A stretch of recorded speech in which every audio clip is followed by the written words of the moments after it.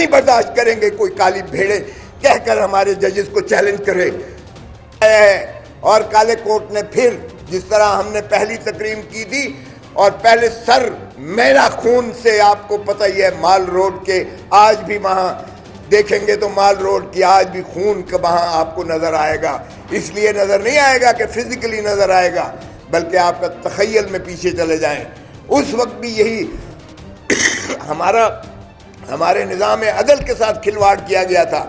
لیکن اس وقت کس طرح کیوں ہم کامیاب ہوئے تھے؟ کیونکہ ہم ایک سیسا پلائی دیوار کی طرح ڈٹ گئے تھے. یونٹی ہماری تھی.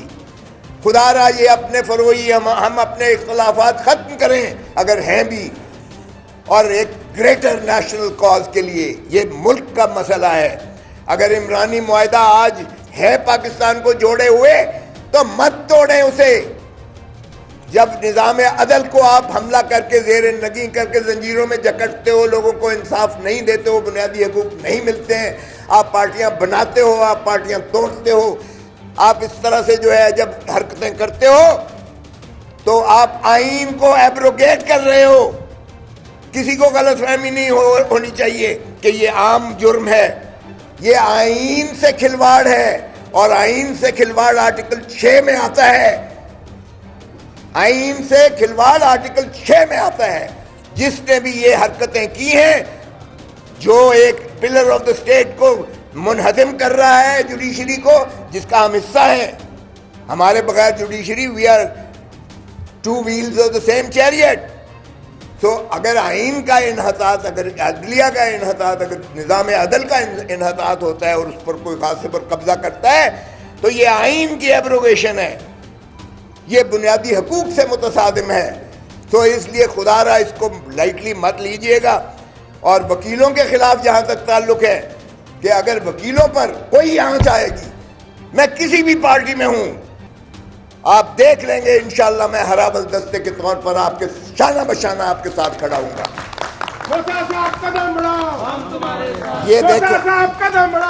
یہ دیکھیں یہ جو عدالت کو اس طرح سے بکھیر کے پھینکنے والی بات ہے، یہ بھی نظام عدل کو کمزور کرنے کے مترادف ہے. یہ صرف نہیں ہے کہ ماڈل ٹاؤن کورٹس کو جو بکھیرا گیا ہے، یہ اصل میں حملہ ہے نظام عدل پر. اس اسپیکٹرم میں آپ دیکھیے گا. اور پھر جہاں جہاں ہمارے وکلاء نے احتجاج کیا ہے ان پر دہشت گردی کے پرچے کیے گئے. او بھائی، دہشت گردوں کو تو تم پکڑ نہیں سکتے. کمیشن آف پاکستان کا ذرا رپورٹ پڑھ لیں 2023 کی.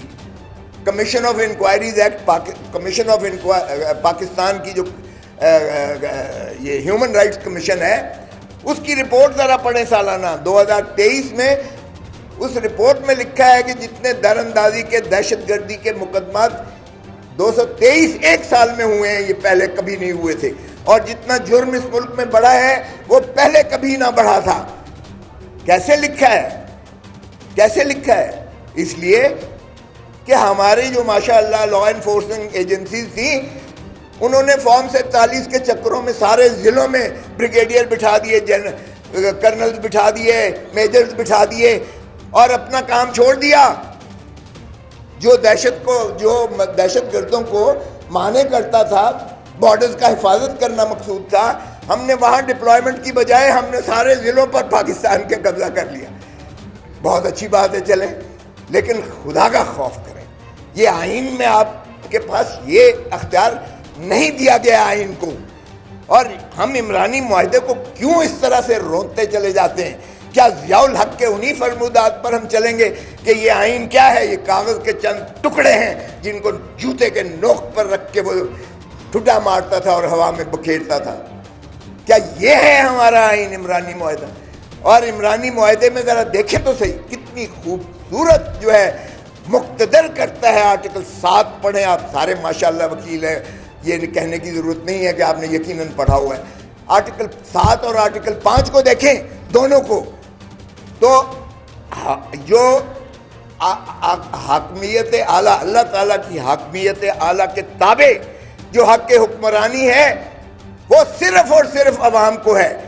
یہ عوام کو مقتدر کرتا ہے. ڈسٹرکٹ گورنمنٹ، ڈسٹرکٹ اسمبلی، صوبائی اسمبلی، صوبائی حکومت، پارلیمان اور وفاقی حکومت، اور یہ سارے مترشح ہوتے ہیں عوام کے منتخب نمائندوں سے بنتی ہے. یہ ہے ریاست اور اس کی تابعداری آرٹیکل 5 کہتا ہے loyalty to the state and obedience to the constitution is the inviolable obligation of every citizen. یعنی آرمی چیف بھی تابع ہے اور وہ وفاداری آئین کے ساتھ اور جمہور کے ساتھ یعنی عوام کے ساتھ کرنے کا پابند ہے. چیف جسٹس آف پاکستان ہو وہ پابند ہے, صدر ہو, گورنر ہو, کوئی بھی ہو, یہ عوام کے خادم ہیں. ایک ادارہ ہے صرف اور وہ عوام ہے, باقی سب سروسز ہیں, چاہے وہ آرمی ہو چاہے وہ جوڈیشری ہو. وہ لوگوں کے خون پسینے کی کمائی کے ٹیکسز سے ان کو تنخواہ اور مراحت ملتی ہیں. اور پھر بھائی تنخواہ دار بندہ جو ہے وہ تنخواہ دینے والے پر کیسے ملکیت کرتا ہے. یہی ایک ریورس کر دیا ہے ہم نے پینڈولم ہم نے. اور پھر اسی طرح اگر آپ دیکھیں ہم اس اصول کو اسٹیٹ آف ڈینائل سے نکل آئیں کہ پاکستان 25 کروڑ عوام کا ہے, پاکستان اشرافیہ کا نہیں ہے. پاکستان کو بس کر دو لوٹنا. اور دھرتی ماں کو اتنا لوٹ کر کبھی پاناما لیکس آتے ہیں, کبھی دبئی لیکس آتے ہیں. ذرا وہ جائیدادیں جاگیریں دیکھو. آپ بھکاری بن کے دنیا سے مانگ رہے ہو, کوئی کیوں آپ کو پیسہ دے گا جب آپ کی اپنی دولتیں ساری وہ بیرون ملک پڑی ہوئی ہیں. وہی احاطہ کر لو. کاش یہ حب الوطنی کی بات کرتے ہو, کاش وہ پیسہ لے کر یہاں آ جاؤ.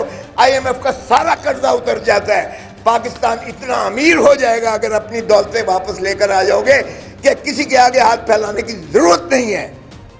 تو پھر شرم بھی ہمیں نہیں آتی ہے. ہمیں, میں کہوں گا اپنے آپ کو بھی میں شامل کرتا ہوں. او بھائی, اگر اس دھرتی ماں سے ذرا پیار ہے تو یہ ہڈیوں کا ڈھانچہ جو اب دھرتی ماں کی شکل میں پڑا ہوا ہے اس کو نوچنا بند کر دو.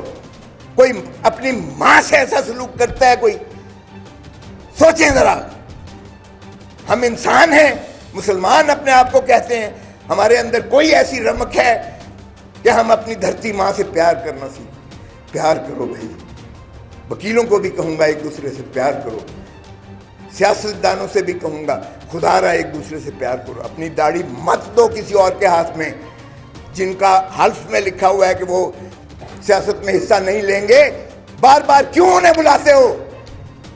ان کے کہنے پر غلامی کیوں کرتے ہو؟ ان کے کہنے پر آپ فائنانس منسٹر, آپ ان کے کہنے پر جو ہے انٹیریئر منسٹر, آپ ان کے کہنے پر جو ہے کیوں فارم 47 کو ایکسیپٹ کرتے ہو؟ اپنے تئیں اپنے معاملات رکھو, عوام کو عزت دو, پیار کرو. یہی آئین ہے اور یہی میں سمجھتا ہوں پاکستان کی بہتری ہے. تو میں بار دیگر کہوں گا خدا را اکٹھے ہو جائیں, وکلاء بھی اکٹھے ہو جائیں, قوم بھی اکٹھی ہو جائے. عدلیہ کے ہم ساتھ ہیں. ہم کالی بھیڑیں نہیں برداشت کریں گے. کوئی کالی بھیڑیں کہہ کر ہمارے ججز کو چیلنج کرے